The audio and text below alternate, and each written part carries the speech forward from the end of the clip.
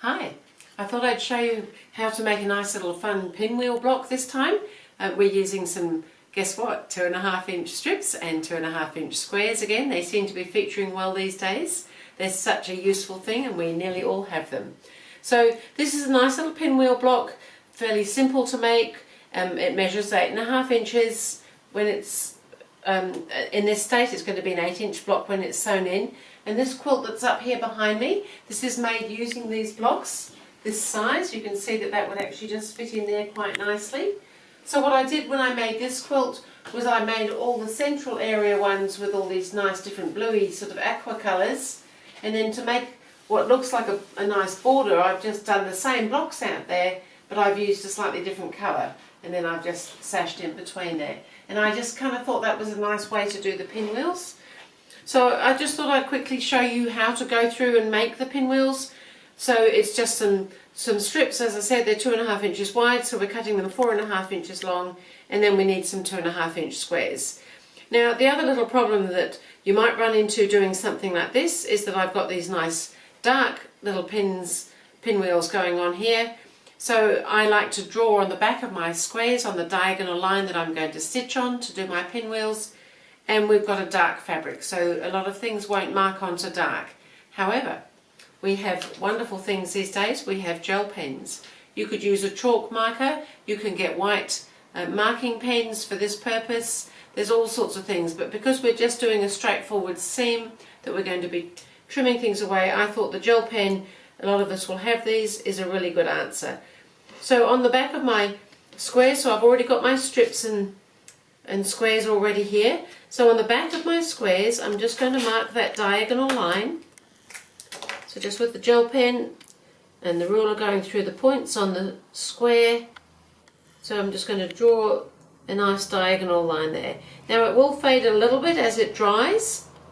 However, it's quite sufficient to be able to see it to sew. So I think this is a great idea.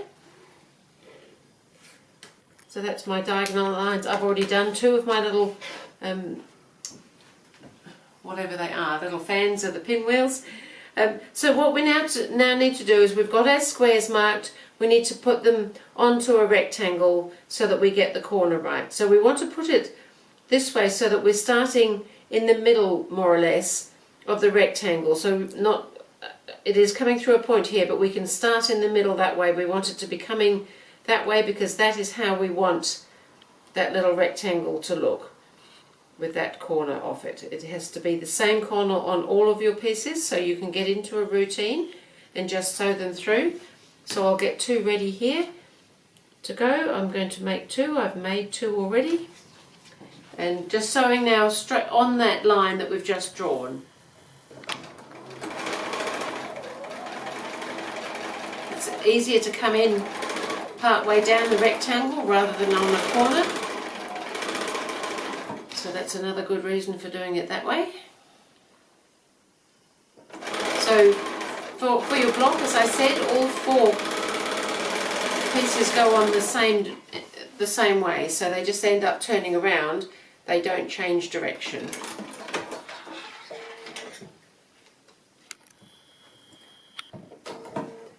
So now we've got that, and what we now want to do is trim the corners away so that we can flip that corner over. So I'm just going to cut 1/4 inch away. Now if you wanted to keep these corners and use them for other things, you could have done an extra stitching line 1/2 inch away and cut between them and use those little tiny half square triangles for another project, but I'm not doing that today. So I'm just trimming those so that my 1/4 inch line sits right on the stitching line so that you end up trimming 1/4 inch away from the stitching line. So I'm just going to bring the iron over and press those. So I'm going to press the seam into the triangle. Mostly this time because it's a darker triangle, but it's probably quite a good place to press it to anyway.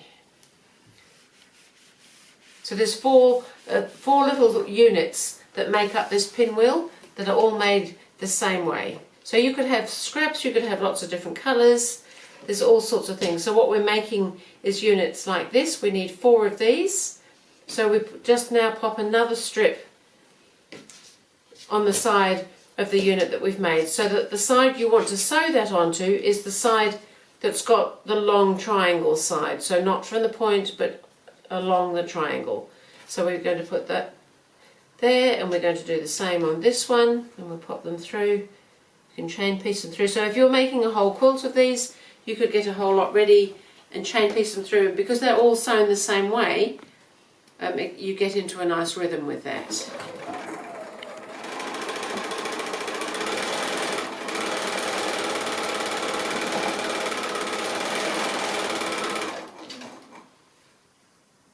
And because we've pressed them into the triangle, the seams are going the right way for us.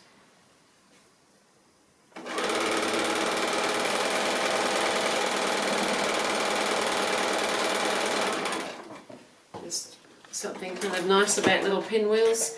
There's quite a variety of pinwheel blocks that you can make. So this one's just one more. So now I'm going to press that, and I'm going to press it towards the strip, so away from the triangle, because it's a little bit of a bulky seam where the triangle point comes down, and it will want to press this way, so we're going to let it have its way.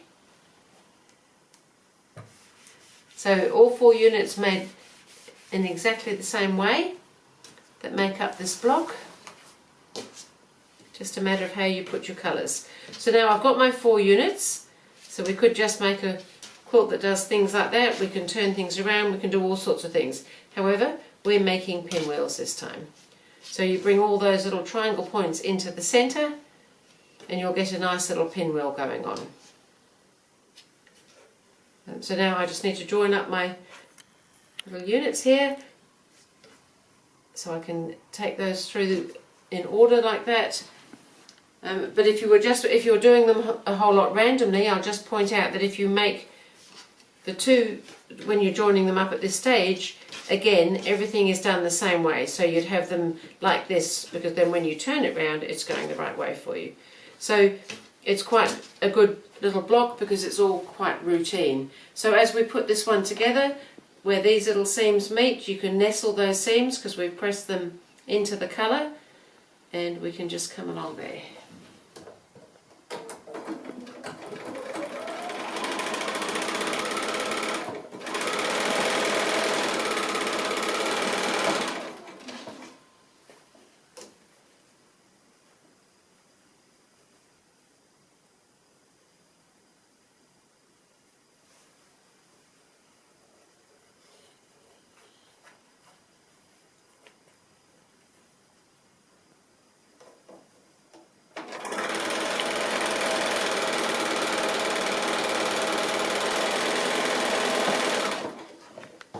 This block is almost done. We've just got one more seam to go. I just like to press everything as I go. I like to press from the right side because I know it sits better that way. Don't get any funny little pleats happening.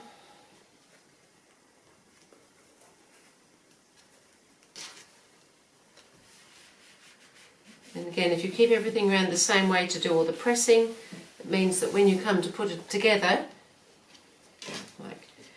like now, those seams are now going in opposite directions, so they're going to nestle in that centre point, which we want them to do, because otherwise it's going to be a little bit bulky. So we nestle that little point there, and we come along here, and then the block is done.